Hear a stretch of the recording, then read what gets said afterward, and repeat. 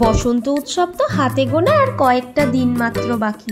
বাজারের কেমিক্যালযুক্ত আবিরের পরিবর্তে ঘরে বসেই খুব সহজে প্রাকৃতিকভাবে আবির তৈরি করে নেওয়াই যায়। শাকসবজি থেকে তৈরি আবির ত্বকের জন্যও নিরাপদ। চলো তাহলে এই আবির তৈরির প্রক্রিয়াটি দেখে নিই।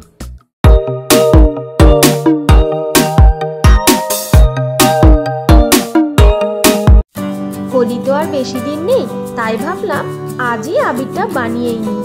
এই আবির তৈরির জন্য যে সমস্ত শাকসবজিগুলো আমি ব্যবহার করব সেগুলো এক জায়গায় করে নিয়েছি। তো প্রথমেই বিট দিয়ে আবিরটা তৈরি করে নেব।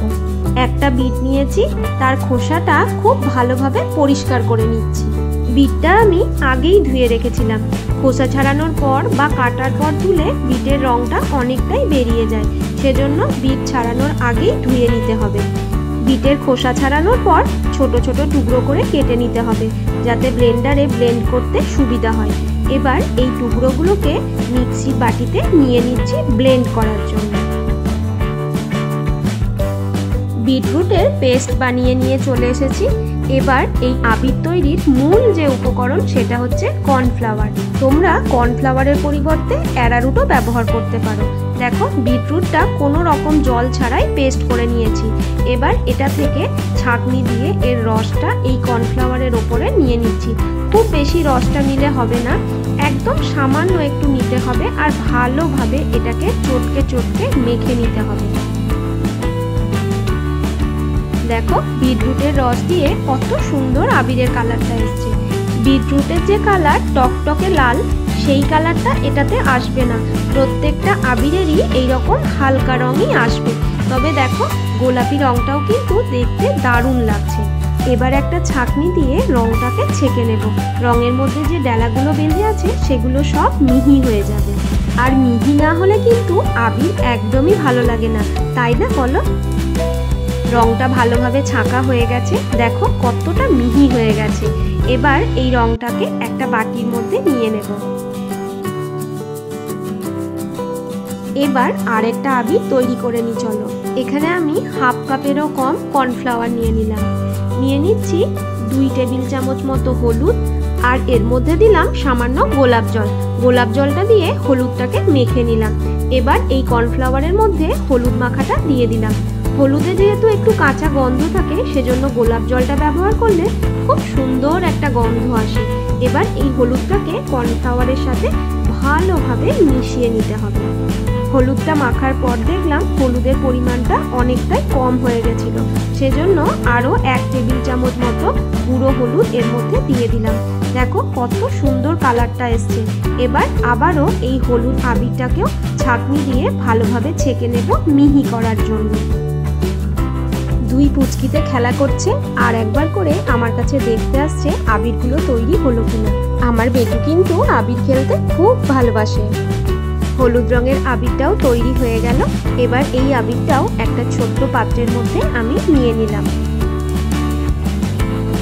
এবার সবুজ রঙের আবিরটা তৈরি করে নেওয়া যাক। সবুজ রঙের জন্য আমি এখানে আমাদের বাগানের টাটকা পালং শাকের পাতাগুলো নিয়ে নিয়েছি। এটাকেও পেস্ট করে নেব।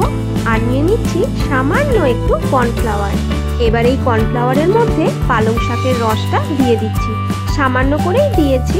এবার খুব ভালোভাবে কর্নফ্লাওয়ারের সাথে এটাকেও মিশিয়ে নিতে হবে। হালকা হলেও কালারগুলো কিন্তু দেখতে খুবই সুন্দর লাগছে।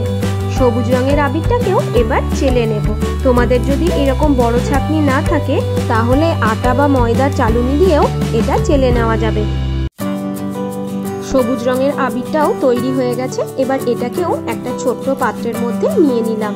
দেখো কি সুন্দর লাগছে কালারগুলো। এবার করব অরেঞ্জ কালার। সেজন্য আমি একটা গাজর নিয়ে নিলাম।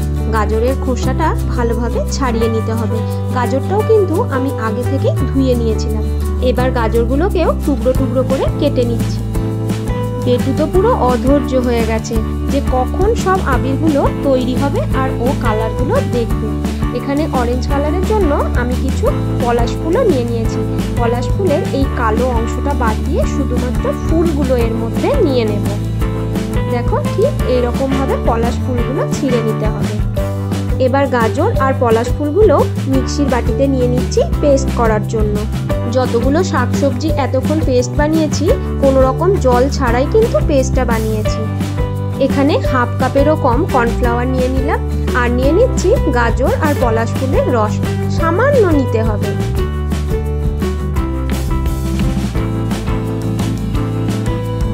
এবার এই রসটাকেও কর্নফ্লাওয়ারের সাথে ভালোভাবে মিশিয়ে নিতে হবে।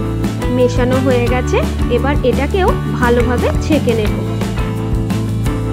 এই আবিরটা তৈরি করার সময় গাজরের রসটা একটু বেশিই পড়ে গেছিল, তাই একটু ভেজা ভেজা আছে। এটা ভাবছি পরে রোদে একটু শুকিয়ে নেব। আবির তৈরি করার সময় তোমাদেরও যদি সামান্য একটু জল বেশি হয়ে যায় তাহলে পরে রোদে শুকিয়ে নিলেই কিন্তু একদম ঝরঝরে আবির তৈরি হয়ে যাবে। এবার একটা আবির তৈরি করব, সেটা শাকসবজি দিয়ে নয়, এই উজালা দিয়ে। আমি এখানে হাফ কাপেরও কম কর্নফ্লাওয়ার নিয়েছি, তার জন্য প্রায় 12 থেকে 15 ফোঁটা উজালা নিয়ে নিলাম। তোমরা যে যত বেশি কর্নফ্লাওয়ার নেবে সেই মাপ করে উজালাটাও নিয়ে নেবে। দেখো খুব সুন্দরভাবে মাখানো হয়ে গেছে, কালারটাও কিন্তু দারুণ এসেছে। এবার এটাকেও চেলে নেব। দেখলে তো কত সহজেই আর কত কম সময়ে ঘরে থাকা কিছু শাকসবজি দিয়েই কেমিক্যাল মুক্ত কত রঙের আবির তৈরি হয়ে গেল। তোমরা চাইলেই পরিবারের ছোট থেকে বড় সকল সদস্যদের একসাথে নিয়ে বসে এই রং তৈরি করতে পারো, তাহলে বসন্ত উৎসবের আনন্দ অনেক বেশি বেড়ে যাবে। দেখো আবিরের রঙগুলো হালকা হলেও দেখতে কি সুন্দর হয়েছে। আর এই আবির বিভিন্ন শাকসবজি দিয়ে তৈরি হওয়ায় ত্বকের জন্যও নিরাপদ আর পরিবেশ বান্ধবও বটে। এখানে একটা কথা বলি, দেখো হলুদ দিয়ে তৈরি আবিরের কালারটা একটু অরেঞ্জিস হয়েছে, আর গাজর দিয়ে তৈরি আবিরের কালারটা একদম পারফেক্ট হলুদ এসছে। এবার বেটুকে ডেকে নিয়ে চলে এসেছি। আমার তৈরি আবিরটা প্রথম ওর কপালেই ঠেকালাম। আমার এই আবির তৈরির ভিডিওটি ভালো লাগলে একটা লাইক করে দিও আর চ্যানেলটাকে সাবস্ক্রাইব করে আমার পাশে থেকো। প্রত্যেককে জানাই আগাম বসন্ত উৎসবের শুভেচ্ছা আর রঙিন ভালোবাসা। টাটা।